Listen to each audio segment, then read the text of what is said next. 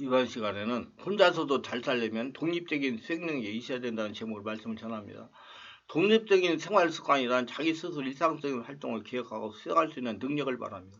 이는 아침에 일어나기부터 자기관리, 공부, 식사, 건강관리, 정리등 등 다양한 측면에서 나타납니다. 자신이 스스로 있는 자가 되려고 하지 않으면 하나님도 주변 사람도 어찌할 수가 없는 겁니다.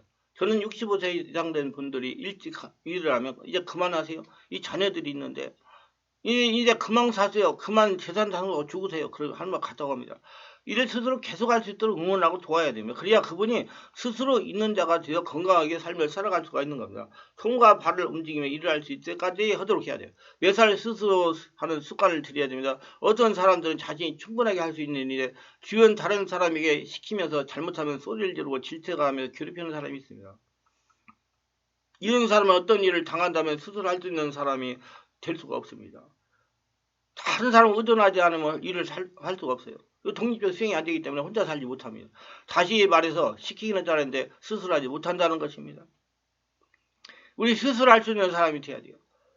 스스로 모든 것들을 잘 처리할 수 있는. 한번 스스로 하려고 해보세요. 그럼 다 돼요.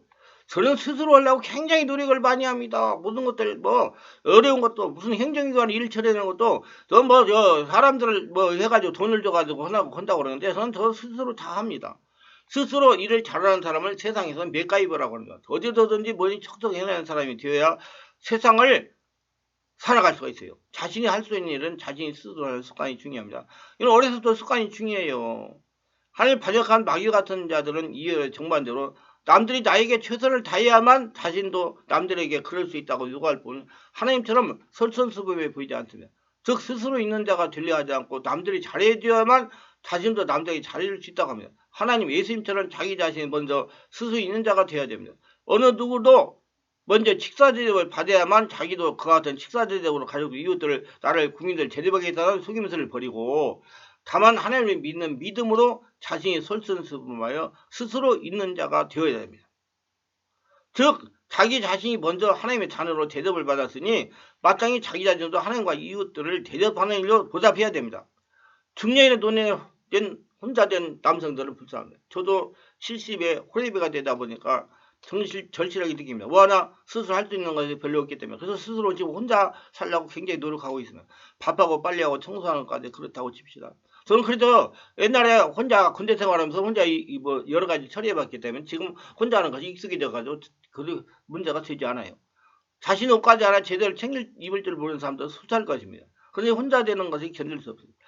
아직 아이들이 어린 경우 그들을 뒷바라지하는 일도 막막하고 아이들이 이미 출가를 했더라도 아들 며느리를 계속 불러들일 수 없는 노릇입니다. 홀로 된 남성이 삶의 셈을 찾기는 거죠. 기름바지 찾기 어려운 처지에 빠지는 것은 순식간의 일입니다. 자, 지금부터 살림살이를 아내에게 맡기지 말자는 겁니다. 결혼 당시부터 부부가 공동으로 의식주를 해결하는 것입니다. 남편들은 청소와 설거지 돕는 일부터 시작해서 하나하나 익혀나가면 되는 겁니다. 특히 전기밥솥, 인덕션, 김치냉장고, 전자레인지, 진공청소기, 세탁기 등 가전제품의 작동법을 배워주면 유용합니다. 빨래도 스스로 할 수가 있어야 됩니다. 가정 살림하는 이것저것 배우고 분위기와 함께 하는 습관이 중요합니다. 중년 남성들은 무엇보다 먼저 숙달할지 무엇을 먼저 숙달할지 위해서 결정하고 실행을 해야 됩니다. 밥을 지고 간단한 반찬을 장만하는 방법 젊어서 배우자는 겁니다. 요즘에 반찬 가게에 가면 김치, 젓갈, 국은 물론 온갖 포장된 반찬을 다 사다 먹을 수가 있습니다. 찌개도 물을 부어 끓인 다음에 포장된 양념을 털어넣으면 다 절이도록 상품화되어 있으니 굳이 요리법까지 익힐 필요는 없을 겁니다. 밥도 컵밥이 있습니다.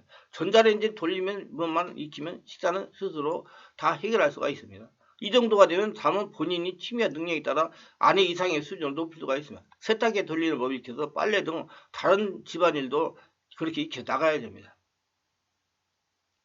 공감을 내는 것도 스스로 해볼 필요가 있습니다. 요즘은 온라인 뱅킹이 자리 잡은 만큼 한두 번만 해보면 다음부터는 무난하게 일을 처리할 수 있습니다. 물론 이는 스스로 있는 자가 되고 홀로서기의 방편입니다.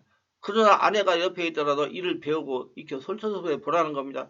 당장 부부 문술부터 달라질 겁니다. 우선 아내가 일주일이 늦거나 여행을 가고도 없어도 두렵지 않습니다. 아내는 그런 남편에게 얼마나 잘해주겠습니까? 아내가 남편의 역할을 놓고 이 일을 나누다 보면 이런 점도 있습니다. 지금 좋고 나중에도 편리하고 남녀 공의 생리 문제를 스스로 해결할 수 있는 방도를 찾아라는 것보다 남자나 여자나 모두 생리적인 문제로 인해서 질병, 우울증이나 전립선 문제가 발생하기도 하기 때문이다. 노년에 준비된 재산으로 건강하지 못하면 가족에게 버림받고 쓸쓸한 노후를 보낼 수 있다는 생각을 해야 됩니다. 혼자서도 생활할 수 있는 돈이 있어야 홀로서기를 할 수가 있습니다. 돈입니다. 전통적인 휴일 가치관이 굳게 믿고 준비하지 않거나 정부의 노인 복지 대책만 믿고 있다가 노인 거지가 되기 십상입니다. 30대, 50대 어떻게 준비할 것인가에 대한 해답은 바로 여기 있습니다. 젊어서부터 노인을 즐길 수 있는 재산을 만들어야 된다는 얘기예요. 60대부터는 늦어요. 30대부터 해야 됩니다. 돈을 버는 이런 중년의 생애에서 대단히 중요합니다. 재정적 동의는 중년이여 자존심의 원천이며 사회 구성원들 사이에서 인정받는 것은 물론 좋은 관계를 형성해 나갈 수 있는 기본이 됩니다. 스스로 있는 자 홀려서며 살기 위해서 먼저 필요한 것은 노후의 생활자금입니다. 정말 돈 준비를 하셔야 돼요. 지금 많은 사람이 금융기관의 연금신탁이나 보험을 가입해 은퇴 이후에 대비합니다. 주택연금이라도 이라는 것도 생각해 볼 필요가 있습니다. 자녀들이 노후를 책임질 수가 없습니다. 다들 자기 살아가기에 버겁기 때문입니다. 요즘 자녀들이 부모를 대상으로 유산 상속 소송했다는 말로 매스컴에서 종종 들립니다. 노후 생활이가 버거움으로 좀 더 여유가 있을 때 안정적 재테크를 통해 재산을 관리하는 것에 적극적인 노후 준비가 적극. 자산의 등식에 지나친 관심을 갖다 보면 가장 중요한 안정적 자산 관리를 소홀히 해 호흡불량의 상태로 비참한 노후를 맞이할 수 있기 때문이다. 저는 장남입니다. 그래서 아버지가 중병에 걸려가지고 초등학교 3학년 때부터 아버지 병수발을 했습니다. 지긋지긋하게 가난해서 밥을 굶는 것을 먹는 것까지 살았습니다. 지금 생각하면 왜 산골인 외곽 곁에 집을 지어가지고 살았는지 이해가 되지 않습니다. 도시에서 털을 잡았다면 제가 어떤 일을 해서라도 그렇게 굶으며 살지는 않았을 겁니다. 저희 어머니는 부잣집 큰딸이라 돈을 쓸 줄만 알아서 벌 줄을 모르는 분이었습니다. 제가 자연스럽게 집안의 모든 잔심부를 하면서 살았어요. 명사무소에 구양곡을 타러 다니고 보건소에 주는 약을 타러 저 삼례라는 곳까지 갔습니다. 차비도 주지 않고 갔다가 오라고 하니 그냥 순정하고 당시 기차를 타고 갔습니다. 한 번은 공차를 타고 오다가 차량에 걸려가지고 중간에 역전이 돼가지고 요건에게 벌을 받고 청소를 해주고 풀려나서 기차가 없어서 집까지 50리를 걸어서 밤 11시가 넘어서 집에 돌아왔습니다. 아버지가 저를 붙들고 미안하다고 하시고 저는 괜찮다고 그랬어요. 괜찮다고. 아무런 문제 없어. 괜찮다고. 왜? 너무 걱정하실까봐. 저는 이렇게 어렸을 때부터 독립운전을 많이 받았습니다. 살라고 그 사는 거, 혼자 사는 법을 굉장히 많이 터득했어요. 제가 산책을 하면서 이렇게 서울의 주변에 산책을 내가 굉장히 많습니다. 지금 서울에 아주 좋습니다. 여러분 굉장히 좋아요. 그래서 산책을 하면서 그래 저 살라고 저렇게 노력을 하는구나. 맨발로 걷는 것도 살라고 맨발로 걷는 거예요. 아버지가 돌아가시고 17살이 가장이어서 학교에 다니면서 숨충이 일해서 친구들을 먹여 살려야 했으면 식구들을 다. 지금 와서 생각하니 하나님께서 어려서 스스로 이제 독립훈련을 많이 시키셨다는 것에서 독립하고 잘 지내고 있어. 혼자 잘해요 스스로. 독립심을 어려서 길러야 된다는 거예요. 시간의 흐름에 따라 아이들은 무엇인가를 스스로 해고자 하는 독립심을 갖게 됩니다. 그런데 부모의 통제적인 양육 방식은 아이들의 독립심 향상에 참여를 되어 처음에는 스스로 하려고 시도하던 아이들도 점차 부모가 대신해 주는 것에 익숙해져 있습니다. 그리고 이런 아이 성인이 되어도 독립심이 부족하고 부모의 의존적일 가능성이 큽니다. 이런 인생을 완전 망가뜨리는 거예요. 때문에 올바르게 지금부터 초등교육으로 아이들 교육을 아이 돈습을 기를 수 있도록 도움을 줘야 됩니다. 아이들의 독립심을 기르기 위해서 이렇게 해보시기를 바랍니다. 칭찬은 아이의 독립심을 높이는 데 대표적인 초등교육 방법입니다. 아이가 성장해 가면 본격적인 단체 생활이 시작되고 공부에 대한 학습이 시작되면서 부모는 칭찬에 인색이 쉬운데요. 부모에게서 칭찬을 받는 아이는 스스로 행동과 결정과 결과에 대한 자신감을 갖고 비슷한 상황이 다시 찾아왔을 때 스스로 해결할 수 있는 힘을 지니게 된다고 합니다. 따라서 평소에 다른 아이와 비교해보다 아이의 행동이나 생각 자체를 칭찬해 줄 필요가 있습니다. 아예 모든 것에 대해 기준이 명확하지 않기 때문에 과자 하나를 사더라도 어떤 걸 고를지 한참 고민하는 경우가 많은데요. 답답한 밤에 그냥 아무에게나 먹으라고 하거나 부모가 직접 과자를 고르는 행동은 아이의 독립심 형성에 방해가 될 수 있습니다. 때문에 작은 것부터 스스로 기준을 세워 선택할 수 있는 권한을 주는 초등교육 훈련이 필요하며 자신의 선택에 대한 책임 또한 자신에게 있다는 걸 알게 해야 됩니다. 자신에게 스스로 할 수 있는 작은 임무를 주라는 겁니다. 집안일을 같이 하는 등 아이에게 작은 임무를 주는 것은 아이의 독립심을 키우는 데 큰 도움이 됩니다. 저는 초등학교 3학년, 4학년 때 그 기차를 공사를 타고 그렇게 멀리 가서 아버지 심부름하는 것이 정말 중요한 동심훈련이 있다고 생각해요. 간단한 빨랫감을 함께 개거나 밥상을 차릴 때 아이가 반찬을 옮기고 수저를 놓은 것을 스스로 하게 되는 것도 좋은 방법이 될 수 있습니다. 부모가 명령을 바라면 아이는 위압감을 갖게 될 수 있습니다. 아이가 스스로 행동을 하다가 실수를 한다면 그렇게 하면 안 돼, 이렇게 하지 라고 말하기보다 잘했는데 이렇게 하면 더 좋을 것 같아 라고 표현을 해주세요. 권유하는 표현을 사용하면 아이의 자존감을 낮추지 않고 자연스럽게 동의심을 키울 수 있답니다. 동의심을 키워준다고 무조건 방치하는 것은 올바른 교육 방법이 아닙니다. 동의심이 올바르게 키워주기 위해서는 아이가 어떤 행동을 하고 있을 때 엄마가 한 발짝 뒤에, 부모가 뒤에 물러나가 지켜봐주다가 도움이 필요하면 다가가서 도와주는 것이 좋습니다. 이런 과정이 반복되면 아이는 부모에 대한 믿음이 생기고 동시에 동의심도 키울 수 있습니다. 어려서 동의심을 길러야 됩니다. 미국은 갓 태어난 아기를 아기 침대에 따로 재우는 것은 당연하게 여겨왔습니다.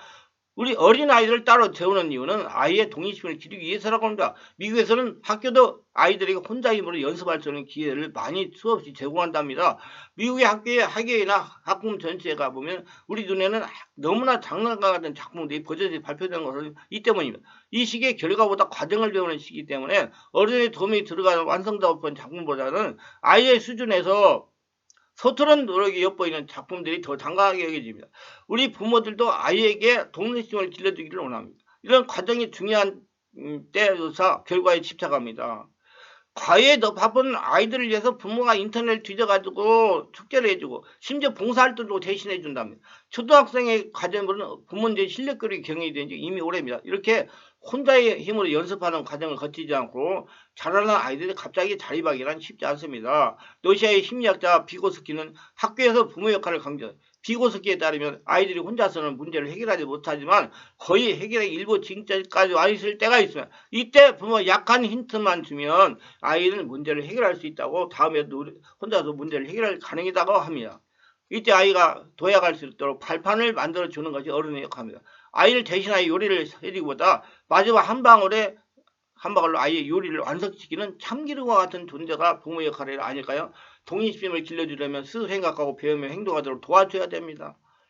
과잉범은 나약하고 의존적인 인간을 만듭니다. 아이들을 지나치게 사랑하는 나머지 아이들이 원하는 것이 있으면 무엇이든지 충족시켜주고 있습니다. 이미 기성세대들은 경제적으로 궁핍했던 시절이 있기에 풍족함이 그때는 자신감의 표상이요, 꿈을 꿀 수 있는 재료이기 했습니다. 또는 아이들이 보여야 한다는 고시로 아이들의 행동을 일일이 간섭하고 통제하기도 합니다. 의존적인 성격은 결코 선천적이 아니며 어린 시대에 어떤 교육을 받았에 따라 결정되다고 합니다. 맞습니다. 아이들을 4살, 5살 때 독립심이 완성해 싹트기 시작한다고 합니다. 이때 독립심을 혼자 살 수 있는 것을 의미하는 것이 아니고 부모에게 의존해야 할 수 있는 어떤 일들을 일어나 걷기부터 혼자서 밥 먹기, 대소변 가리기, 옷 입기 등등 스스로 해보는 것을 의미합니다. 이때는 잘하는 것을 목적으로 하는 것보다도 자녀가 스스로 하도록 기회를 주는 것입니다. 그리고 혼자 해냈다는 경험을 중요함으로 잘못했다고 여단치거나 똑바로라고 충고는 하지 말아야 도전에 대한 두려움이 생기지 않습니다. 아이들은 어려운 일을 혼자 냈을 때 자신감이 생기고 동의심이 크게 강화되고, 또 그와 같은 일이 생겼을 때 자신감이 갈 수 있어요. 누구나 넘어지면서 일어서는 법을 배우고 다치면서 조심함을 배우는 과정을 거치면서 육체적으로 정신적으로 건전하게 성장할 수가 있습니다. 잘 못하면서 나중에 그 실수를 걸로 삼아가 잘한단 말입니다. 말씀이 유익하셨다면 구독, 좋아요를 부탁합니다.